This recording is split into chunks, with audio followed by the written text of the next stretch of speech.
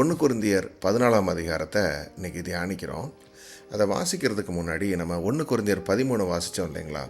அதில் அன்பை குறித்து ஆண்டவர் சொல்லிவிட்டு அதுக்கு பிறகு தான் வரங்களில் இருக்கக்கூடிய மேன்மையை குறித்து பேசுகிறார். முதல்ல அன்பு நீங்கள் அடைந்து கொள்ளுங்க, அன்பினுடைய அடித்தளத்தில் தான் வரங்கள் கிரியை செய்யும் அப்படிங்கிறத ஆண்டவர் சொல்லிட்டு தான் வரங்களுடைய மேன்மையை குறித்து பேச ஆரம்பிக்கிறாரு. அப்போது நம்ம ஒரு வசனத்தை நினைவு கூறுகிறோம். 1 யோவான் 4:10, நாம் தேவனிடத்தில் அன்பு கூர்ந்ததினால் அல்ல, அவர் நம்மிடத்தில் அன்பு கூர்ந்து நம்முடைய பாவங்களை நிவர்த்தி செய்கிற கிருபாதார பலியாக தம்முடைய குமாரனை அனுப்பினதினாலே அன்பு உண்டாயிருக்கிறது. அப்போது அன்பு எப்படி உண்டாச்சு? ஆண்டவராகிய இயேசு கிறிஸ்துவினாலே தேவன் அவரை நமக்கு தந்ததுனால தான் அன்பு உண்டாச்சு. நம்ம முதல்ல அன்பு கூறலை, தேவன் தான் முதலாவது அன்பு கூர்ந்தார். அப்போ இந்த அன்பு எல்லாவற்றை காட்டிலும் மேலானது, ஏன்னா அது தேவனிடத்திலிருந்து வருகிறது. அப்போ இந்த அன்பு என்கிற அடித்தளத்தில் தான் வரங்கள் அமைய வேண்டும். இப்போது வரங்களை குறித்து பேசியிருக்கிற வார்த்தைகளை தியானிப்போம். அன்பை நாடுங்கள், ஞான வரங்களையும் விரும்புங்கள், விசேஷமாக தீர்க்க தரிசன வரத்தை விரும்புங்கள். ஏனெனில் அந்நிய பாஷையில் பேசுகிறவன் ஆவியினாலே இரகசியங்களை பேசினாலும் அவன் பேசுகிறதை ஒருவனும் அறியாதிருக்கிறபடியினாலே அவன் மனுஷரிடத்தில் பேசாமல் தேவனிடத்தில் பேசுகிறான். தீர்க்க தரிசனம் சொல்லுகிறவனோ மனுஷருக்கு பக்தி விருத்தியும் புத்தியும் ஆறுதலும் உண்டாகத்தக்கதாக பேசுகிறான். அந்நிய பாஷையில் பேசுகிறவன் தனக்கே பக்தி விருத்தி உண்டாக பேசுகிறான். தீர்க்க தரிசனம் சொல்லுகிறவனோ சபைக்கு பக்தி விருத்தி உண்டாக பேசுகிறான். நீங்கள் எல்லோரும் அந்நிய பாஷைகளை பேசும்படி விரும்புகிறேன். ஆகிலும் அந்நிய பாஷையில் பேசுகிறவன் சபைக்கு பக்தி விருத்தி உண்டாகும்படிக்கு அர்த்தத்தையும் சொல்லாவிட்டால் தீர்க்க தரிசனம் சொல்லுகிறவன் அவனிலும் மேன்மை உள்ளவன். ஆதலால் நீங்கள் தீர்க்க தரிசனம் சொல்லுவர்களாக வேண்டுமென்று அதிகமாய் விரும்புகிறேன்.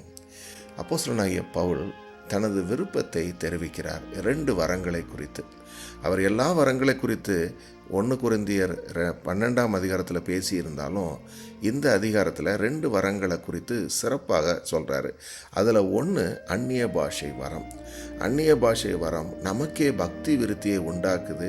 ஏன்னா நம்ம ஆவியில் தேவனோடு பேசுகிறோம், அப்போது நம்ம ரகசியங்களை வெளியிடுகிறோம் என்று சொல்கிறார். நம்முடைய ஆவி விண்ணப்பம் பண்ணுது. நமக்குள்ளே தேவன் ஒரு ஆவியை கொடுத்துருக்கிறாரு. அவருடைய ஆவியானவரும் நம்ம மேலே தங்கி இருக்கிறாரு.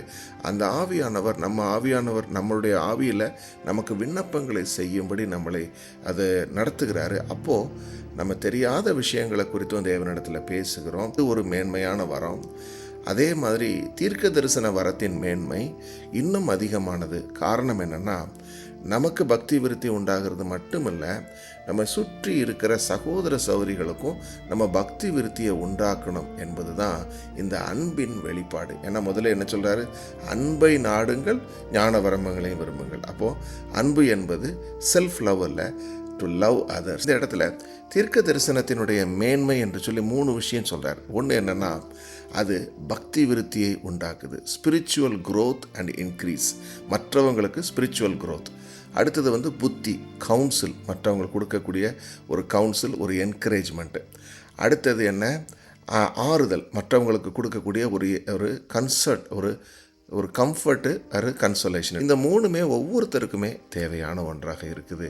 ஏன்னா ஒன்று பில்டப் பண்ணுது, இன்னொன்று கொஞ்சம் முன்னோக்கி நடத்துது, இன்னொன்று நம்மளை சேர்த்து அப்படியே வைத்திருக்குது, ஒரு சபையாக ஆறுதலுக்குள்ளே வைத்திருக்கிற என்று சொல்கிறார். அப்போ தீர்க்க தரிசனத்தில் இவ்வளோ விஷயங்கள் இருக்குதா அப்படின்னா அதை எப்படி நம்ம புரிஞ்சு கொள்வதற்கு ஒரு உதாரணமாக நம்ம பார்த்திங்கன்னா 2 தீர்க்கதரிசிகள் பழைய ஏற்பாட்டில் சொல்லப்பட்டிருக்கிற மேஜர் ப்ராஃபிட் என்று சொல்லக்கூடிய ஏசாயா தீர்க்கதரிசி, அப்புறம் எரேமியா தீர்க்கதரிசி, இவங்களுடைய தீர்க்க தரிசன வரிகளிலிருந்து நம்ம சில விஷயங்களை பார்த்தோம்னா இந்த தீர்க்க தரிசனத்தின் மேன்மை எப்படிங்கிறத நம்ம புரிந்து கொள்ள முடியுது. இந்த தீர்க்கதரிசி ஐசையா இருக்கார் இல்லையா, அவர் எழுதின புஸ்தகங்களில் 1 to 39 அதிகாரங்கள் எதை குறித்து சொல்லுதுன்னா, அசிரியர்களால் வரக்கூடிய ஆபத்தை குறித்து விவரிக்குது. அது எழுதப்பட்ட காலம் BC 740 700 வரைக்கும் உள்ள காலகட்டம். அதில் இந்த எச்சரிப்பின் செய்தியை கொடுக்குறார். அடுத்து 2ஆம் பகுதி என்று சொல்லக்கூடிய செகண்ட் பார்ட் என்னென்னா, ஆறுதலை கொடுக்கக்கூடியதா. முதல் பகுதி ஜட்ஜ்மெண்ட்டு, அடுத்த பகுதி ஆறுதல். அதில் வந்து 40லேருந்து 66 வரைக்கும் உள்ள வசனங்களை ஆண்டவர் கொடுக்குறார். இதில் விஷயம் என்னென்னா, ஆறுதல்ங்கிறது எப்போ தேவைப்படும்? ஒரு பிரச்சனை துன்பங்களுக்குள்ளே போகும்போது தானே தேவைப்படும். இதை தேவன் கொடுக்கும்போது இந்த பிசி 586 அவங்க நல்லா இருந்தாங்க, ஒரு பிரச்சனையும் இல்லை. ஆனால் பின்னால் அவங்களுக்கு வரப்போகிற ஒரு ப்ராப்ளத்துக்கு பல 100 வருடங்களுக்கு முன்பாகவே தனது தீர்க்கதரிசியின் வாயிலாக தேவன் அந்த ஆறுதலை கொடுத்துட்டாரு. அப்போது அந்த சூழ்நிலைக்குள்ளே அவங்க போகும்போது இந்த தீர்க்க தரிசன வரிகளை வாசித்தப்போ அந்த ஆறுதலை அவங்க பெற்றுக்கொண்டாங்க. அப்போ எவ்வளவு மேன்மையான வரம் பாருங்கள், தீர்க்க தரிசன வரம். ஏறக்குறைய 100 years பிஃபோர் தேவன் என்னை குறித்து சொல்லியிருக்கிறாரு. அது எப்படின்னு பார்த்தீங்கன்னா, இங்கே போட்டிருக்கு பாருங்கள். அதாவது பிசி 586 நடந்த ஒரு காரியம். இந்த நேபுகாத்நேச்சாருங்கிற ராஜா வந்து என்ன செய்கிறாரு, சாலமோன் கட்டின தேவாலயத்தை எரித்து விட்டார். நகரம் முழுவதும் இடிக்கப்பட்டது. ஜனங்கள் பாபிலோனியத்துக்கு சிறைப்பிடிக்கப்பட்டு போயிட்டாங்க. அங்கே உட்கார்ந்து அழுகுறாங்க. சங்கீதம் 137 அவங்க நதி அண்டையில் உட்கார்ந்து அழுத அந்த வார்த்தைகள் எழுதப்பட்டிருக்கு. இப்படிப்பட்ட ஒரு சூழ்நிலையில் இருந்தப்போ மக்கள் கேட்ட கேள்வி என்ன தெரியுமா? தேவன் நம்மை மறந்து விட்டாரா? நமது பாவத்துக்கு மன்னிப்பே இல்லையா? நாம் எப்போது ஊருக்கு திரும்புவோம் என்று சொல்லி அவங்க மன நொந்து உட்கார்ந்துருக்கிறாங்க. என்னை யோசித்து பாருங்களேன். ஒரு பல தலைமுறைகள் கடந்துருச்சு. அவங்க பாபிலோன் எக்ஸைலுக்குள்ளே போகும்போது அங்கே 70 ஆண்டுகள் சிறையிருப்பில் இருந்தாங்க இல்லையா? அந்த 70 ஆண்டு சிறையிருப்பில் அங்கே இருந்த விசுவாசிகளுக்கு என்ன தோணியிருக்கும்? கர்த்தர் நம்மளை மறந்துட்டாரு, நம்ம பாவம் பண்ணோம், அதனால் நம்ம மேலே கோபமாக இருக்கிறாரு, இனி நம்மளுடைய வாழ்க்கை அவ்வளவுதான் அப்படின்னு அவங்க நினச்சிக்கிட்டு இருந்தப்போ இந்த ஏசாயாவுடைய அந்த புஸ்தகத்தை எடுத்து அவங்க வாசிக்கிறாங்க. அதை வாசிக்கும்போது அவங்களுக்கு நம்பிக்கை உண்டாகுது. அந்த சீக்வன்ஸ் பாருங்கள். ஏசாயா எழுதுனது பிசி 700 எழுதுகிறாரு. 100 வருஷம் கழியுது. அதுக்கப்புறம் பார்த்திங்கன்னா பாபிலோன் கேப்டிவிட்டி நடக்குது. அப்போது ஜனங்கள் எல்லாம் அழுது அங்கே பாபிலோன்லேருந்து அழுது கொண்டு இருக்கிறாங்க, துக்கத்தில் இருக்கிறாங்க. அப்போது ஏசாயாவின் சுருளடை எடுத்து வாசிக்கிறாங்க. அப்போது தேவன் அவர்களை பற்றி சொன்ன அந்த வார்த்தைகளை அறிந்த உடனேயே அவர்களுக்கு மிகுந்த பக்தி விருத்தியும் நம்பிக்கையும் உண்டாகுது, ஆறுதல் அடைகிறாங்க. அப்போ அப்படி சொன்ன வார்த்தைகள் என்ன வார்த்தைகள்? இதுதான். அதை வாசிப்போம்.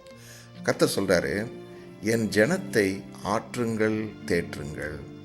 இது வந்து தமிழில் ஆற்றுங்கள் தேற்றுங்கள்னு போட்டிருக்கு. எபிரேய சொல்லில் வந்து நச்சமு அமி என்று போட்டிருக்கு. அதாவது விரைவாக போய் என் மக்களுக்கு ஆறுதல் சொல்லுங்கள் என்று சொல்லி ஆண்டவர் 2 முறை அந்த வார்த்தையை உபயோகிக்கிறார் என்று இதை வாசிக்கிறோம். பாருங்கள், அவர் சொல்கிறார், எருசலேமுடன் பட்சமாய் பேசி அதன் போர் முடிந்தது என்றும் அதன் அக்கிரமம் நிவர்த்தியாயிற்று என்றும் அது தன் சகல பாவங்களின் நிமித்தமும் கர்த்தரின் கையில் இரட்டிப்பாய் அடைந்து தீர்ந்தது என்றும் அதற்கு கூறுங்கள் என்று உங்கள் தேவன் சொல்லுகிறார். ஏன்னா ஐடாலிட்ரி, விக்கிரகாராதனை செய்யாதீங்கன்னு சொல்லி பல முறை தேவன் எச்சரித்தார். அப்படி எச்சரித்தும் அவங்க அந்த பேச்சை கேட்கவே இல்லை. ஆகையினால சொல்கிறார், ரெட்டிப்பாய் அவங்க அடைச்சிட்டாங்க என் கையிலிருந்து, அதுக்கான தண்டனையை பெற்றுக்கொண்டாங்க. ஆகையினால அதுக்கு ஆறுதல் கொள்ளுங்க, ஏன்னா அதனுடைய பாவங்கள் நிவர்த்தி ஆயிற்றுன்னு சொல்கிறார். அடுத்து சொல்கிறார், கர்த்தருக்கு 3வது அடுத்த வசனம் பாருங்கள், கர்த்தருக்கு வழியை ஆயத்தப்படுத்துங்கள், அவாந்திர வழியிலே நம்முடைய தேவனுக்கு பாதையை செவ்வை பண்ணுங்கள் என்றும் பள்ளமெல்லாம் உயர்த்தப்பட்டு சகல மலையும் குன்றும் தாழ்த்தப்பட்டு கோணலானது செவ்வையாகி கரடு முரடானவை சமமாக்கப்படும் என்றும் கர்த்தரின் மகிமை வெளியரங்கமாகும், மாம்சமான யாவும் அதை ஏகமாய் காணும், கர்த்தரின் வாக்கு அதை உரைத்தது என்று வனாந்தரத்தில் கூப்பிடுகிற சத்தம் உண்டாயிற்று. ஆமேன், அல்லேலூயா. இப்போ இந்த வார்த்தைகளில் நம்ம பார்க்குறோம், பல காலகட்டங்கள் பல நிறைவேற்றங்கள் உள்ளடங்கினதாக இருக்குது. இப்போது இதை வாசிக்கிற மக்கள் யார்? பாபிலோன் எக்ஸைலுக்குள்ளே சிறையிருப்புக்குள்ளே போனவங்க. இவங்க தான் இந்த பாவத்தை செஞ்சாங்களன்னா இவங்க முன்னோர்கள் செஞ்சாங்க, அதனுடைய பலன் இவங்களுக்கு வந்தது, இவங்க சிறையிருப்புக்குள்ளே இப்போ இருக்கிறாங்க. இப்போ ப்ரெசன்ட் டைமில் ஆண்டவரை நோக்கி, ஆண்டவரை எங்களுக்கு விடிவு காலமே இல்லையான்னு கேட்கும்போது இந்த தீர்க்க தரிசன வசனங்கள் அவங்களுக்கு முன்பு என்ன நடந்தது, அதனால் இப்போ அந்த பிரச்சனைக்குள்ளே அவங்க இருக்கிறாங்கங்கிறத காண்பிச்சு கொடுக்குது. அடுத்து பின்னால் என்ன வரப்போகுது, அதாவது மெசியாவாகிய நம்ம இயேசு ஆண்டவர் யோவான் ஸ்நானனுடைய வாயினால் அறிவிக்கப்பட்டு வழியை ஆயத்தப்படுத்துங்கள், பாதையை செவைப்படுத்துங்கள்னு ஆண்டவர் அனுப்புனார். அதையெல்லாம் இந்த இடத்துல சொல்லி ஆண்டவர் வச்சிருக்கிற மேன்மையான ரட்சிப்பை குறித்து இங்கே சொல்லி ஆறுதல் படுத்துகிறார். பார்த்திங்கன்னா இந்த இடத்துல தீர்க்க தரிசனத்தின் மூலமாக அடைஞ்ச மேன்மையை காண முடியுது. எவ்வளவு தூரம் பாருங்கள். அப்போ இது ஒரு உதாரணம். அடுத்த ஒரு உதாரணம் என்னென்னா எரேமியா தீர்க்கதரிசி. இப்போ இந்த எரேமியா தீர்க்கதரிசி இவருடைய காலகட்டம் பார்த்திங்கன்னா அங்கே என்ன நடந்துச்சுன்னா, இப்போ ஆக்சுவலாக ஏசாயா தீர்க்கதரிசியினுடைய காலம் முடிந்து அதற்கு பிறகு கொஞ்ச நாட்களில் இந்த எரேமியா தீர்க்கதரிசியின் காலம் வருது. அது எப்போங்கிறது இங்கே போட்டிருக்கு பாருங்கள். யூதா தேசத்தில் என்ன உண்டாகுது, யூதா தேசத்தில் அச்சுறுத்தல் உண்டாகுது. எதனா பாபிலோன் தேசம் பெரிய வல்லரசாக மாறிட்டு வருது. அப்போ பாபிலோன்னு முதல்ல ஒரு தேசமே அவ்வளோ பலமாக இல்லை. ஏசாயா காலத்துலலாம் அப்படி ஒரு பலமுள்ள தேசம் கிடையாது. ஆனால் அதுக்கு பிறகு தான் பாபிலோன் எழுச்சி பெறுது. கர்த்தர் தான் அதுக்கு மேன்மையை கொடுத்தாருன்னு பார்க்குறோம். அதே நேரத்தில் யூதாவுக்கு எகிப்தும் ஒரு அச்சுறுத்தலாக இருக்குது. யூதாவில் ஒரு அரசியல் குழப்பம் நடக்கிறது. இதுக்கெல்லாம் என்ன காரணம்? கர்த்தரை விட்டு அவர்கள் வழி விலகினது. ஆனால் அதை அவர் அறியாதவர்களாக அவங்க இருந்து கொண்டிருந்தாங்க. அந்த நாட்களில் கர்த்தர் அவங்களுக்கு ஒரு நல்ல ராஜாவை கொடுத்தார். அவருடைய பேர் யோஷியா என்று, ஜோஷாயா என்று சொல்லக்கூடிய ஜோஷியா ராஜாவை கொடுக்குறாரு. அந்த நல்ல ராஜா இந்த நாட்களில் ஆட்சி செய்கிறார். 640 609 பிசியின் போது உங்களுக்கு குறைந்து கொண்டே வரும் நாட்கள். ஸோ பார்த்திங்கன்னா யோசியா 609 இறந்து போகிறாரு. அதற்கு பிறகு பொல்லாத ஒரு ராஜா வருகிறான். அவன் பேர் ஜோயாக்கிம் என்று சொல்லக்கூடிய யோயாக்கிம் என்கிற ராஜா வர்றான். அவன் காலத்தில் தான் கர்த்தர் எரேமியாவை கூப்பிட்டு நீ தேவாலயத்துக்கு முன்னாடி போய் நின்றுக்கிட்டு நான் சொல்கிற இந்த வார்த்தைகளை பேசுன்னு சொல்லி ஒரு வார்த்தையை கொடுக்குறாரு. அந்த வார்த்தையை இன்றைக்கி நம்ம வாசிக்க போகிறோம். அதுக்கு பிறகு பார்த்திங்கன்னா இவன் இந்த வாசித்து முடிக்கிறாரு. மக்கள் கேட்கலை. தீர்க்க தரிசனத்தில் ஆண்டவர் சொன்ன எச்சரிப்பை கேட்கலை. அதுக்கு பிறகு சிதேக்கியாங்கிற பொல்லாத ராஜா வர்றான். எருசலேம் விழுந்து போகிறது. அதுக்கு பிறகு என்ன நடக்குதுன்னு சொல்லி பார்த்தா இந்த ஆலயத்துக்கு கர்த்தர் என்ன சொன்னாரோ அவைகள் சம்பவித்தது என்று பார்க்கிறோம். ஸோ அப்போ எரேமியாவை கொண்டு கர்த்தர் தீர்க்க தரிசனமாக சொன்ன எரேமியா பேசின வார்த்தைகள் இதுதான். பாருங்கள், கொஞ்சம் வசனங்கள் வாசிக்கலாம். கர்த்தரால் எரேமியாவுக்கு உண்டான வசனம்: நீ கர்த்தருடைய ஆலயத்தின் வாசலிலே நின்று அங்கே கூறி சொல்ல வேண்டிய வசனம் என்னவென்றால், கர்த்தரை பணிந்து கொள்ள இந்த வாசல்களுக்குள்ளே பிரவேசிக்கிற யூத ஜனங்களாகிய நீங்கள் எல்லோரும் கர்த்தருடைய வார்த்தையை கேளுங்கள். இஸ்ரவேலின் தேவனாகிய சேனைகளின் கர்த்தர் சொல்லுகிறார், உங்கள் வழிகளையும் உங்கள் கிரியைகளையும் சீர்படுத்துங்கள், அப்பொழுது உங்களை இந்த ஸ்தலத்திலே குடியிருக்க பண்ணுவேன். கர்த்தரின் ஆலயம், கர்த்தரின் ஆலயம், கர்த்தரின் ஆலயம் இதுவே என்று சொல்லி பொய் வார்த்தைகளை நம்பிக்கொண்டிருக்காதீர்கள். பார்த்தீங்களா, அந்த நாட்களில் ஜனங்க வழி விலகி சோர மார்க்கமாய் அந்நிய தேவர்களையும் தங்கள் மனதின் விருப்பத்தையும் பின்பற்றி கொண்டு வாழ்ந்த நாட்களில் அவங்களுக்குள்ள ஒரு பொய்யா ஒரு நம்பிக்கை இருந்தது. அது என்னென்னா, கர்த்தருடைய ஆலயம் நம்ம மத்தியில் தானே இருக்குது, கர்த்தர் நம்ம கூட தான் இருக்கிறாரு, நம்ம தான் ஆலயத்துக்கு போகிறோமே, நம்ம தான் பலி செலுத்துகிறோமே அப்படின்னு சொல்லி அந்த வார்த்தையை கர்த்தரே 3 தடவை சொல்கிறார். அப்படி பண்ணிவிட்டு நீங்கள் இருக்காதீங்க என்று, அதை நம்பாதீங்க, அது பொய் வார்த்தைன்றாரு.